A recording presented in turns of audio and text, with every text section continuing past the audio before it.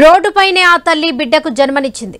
అటవీ ప్రాంతంలోని గిరిజనగూడెం నుంచి ఆసుపత్రికి తరలించేలోపే ఆమెకు ప్రసవం జరిగింది. వర్షాకాలం వచ్చిందంటే మన్యంలో గర్భిణీల వేదన అంతా ఇంత కాదు. పురిటి నొప్పులు వస్తే ప్రాణాలను అరచేతిలో పెట్టుకుని బిక్కుబిక్కుమంటున్నారు.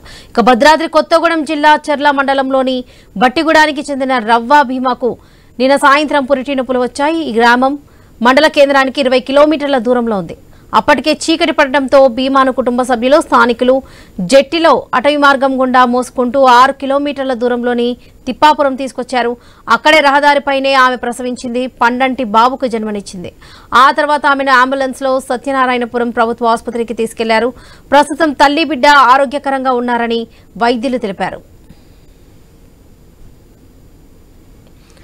ఇదే విషయానికి సంబంధించి పూర్తి అప్డేట్స్ మా ప్రతినిధి నవీన్ అందిస్తారు. నవీన్, వరలక్ష్మి మంత్రులు భద్రాద్రి కొత్తగూడెం జిల్లాలోని చర్ల మండలం బట్టిగూడానికి చెందినటువంటి ఒక నిండు గర్భిణి రోడ్డుపై ప్రసవించిన పరిస్థితి ఏర్పడుతుంది. పూర్తి స్థాయి కూడా ఏజెన్సీ ప్రాంతాల్లో ప్రధానంగా మనం చూసుకున్నట్టయితే భద్రాద్రి కొత్తగూడెం జిల్లా ఏజెన్సీ ప్రాంతం అక్కడ ఎక్కువ కూడా గిరిజనులు ఉంటారు. కనీసానికి వాళ్ళకి రవాణా వ్యవస్థ కదా, కనీసం వాళ్ళు నడవడానికి కూడా రోడ్లు లేని పరిస్థితి, దయనీయమైన పరిస్థితిలో గిరిజనులు ఉన్నారు. దాదాపుగా నిన్న పురుటి నొప్పులు సాయంత్రం పూట బట్టిగూడానికి చెందినటువంటి గిరిజన అమ్మాయిలకు పురిటి నొప్పులు రావడంతో హుటాహుటిన హాస్పిటల్కి తరలించాలి. అయితే తరలించడానికి పూర్తిగా అక్కడికి రవాణా వ్యవస్థ లేదు. కనీసానికి ఆటోలు కానీ 2 వీలర్లు కూడా పోయే పరిస్థితి లేదు. దాదాపు మోకాల లోతు బురద ఉన్న పరిస్థితి కనపడుతుంది. అయితే కేవలం వాళ్ళ కుటుంబ సభ్యులు వాళ్ళందరూ కలిసి కూడా జట్టి కట్టుకొని పూర్తి స్థాయిలో కూడా ఆ గర్భిణి అయితే బురదలనే మోసుకుంటూ వచ్చిన పరిస్థితి కనపడుతుంది. దాదాపుగా 20 కిలోమీటర్లు అంటే ఎవరైతే ఇప్పుడు ఆ బట్టిగూడానికి చర్లకి 20 కిలోమీటర్ల దూరం ఉంటుంది. 20 కిలోమీటర్ల దూరం వచ్చిన తర్వాతనే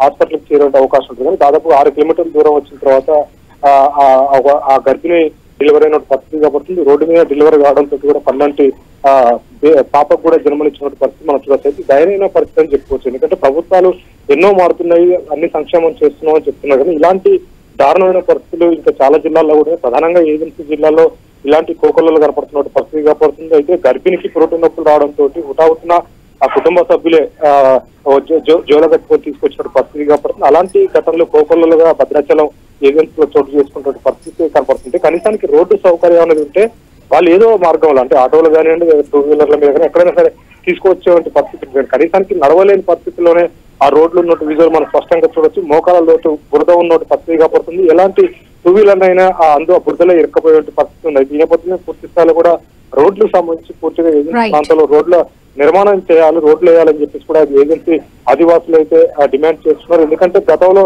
ఇలాంటి కారణాల వల్ల నిండు ప్రాణాలు కూడా పోయినట్టు పరిస్థితి కనపడుతుంది. అంతేకాకుండా ఎమర్జెన్సీ ఏదైనా ఉంటే మాత్రం పూర్తిగా వాళ్ళ ప్రాణాలే కోల్పోయే పరిస్థితి కనపడుతుంది. అలాంటి కోకొల్లలు కూడా భద్రాద్రి ఏజెన్సీలో కనపడుతున్న పరిస్థితి ఉంది. ఏదైనా పూర్తి స్థాయిలో కూడా పాలకుల నిర్లక్ష్యం, ప్రభుత్వం నిర్లక్ష్యం అని చెప్పుకోవచ్చు. కనీసానికి ఇలాంటి ఘటనలు చోటు చేసుకున్నప్పుడైనా చిన్న రోడ్లు, అది పెద్దగా రోడ్లు ఖర్చు అయ్యే రోడ్లు కూడా మట్టితోటి మంచిగా రోడ్ వేస్తే చాలా అని చెప్పేసి కూడా వాళ్ళంతా చెప్తున్నారు. ఎందుకంటే వర్షాలు పడితే బురదమయం అయిపోతుంది, మోకాల్లో బురద ఉంటుంది. ఏజెన్సీ ప్రాంతంలో కనీసం గిరిజనులు హాస్పిటల్కి వచ్చే పరిస్థితి కానీ ఎమర్జెన్సీ ఏదన్నా కానీ ప్రాణాలు పోతున్న పరిస్థితి ఇక్కడ ఉందని చెప్పేసి కూడా గిరిజనులు వాపోతున్న పరిస్థితి ఇక్కడ కనపడుతుంది.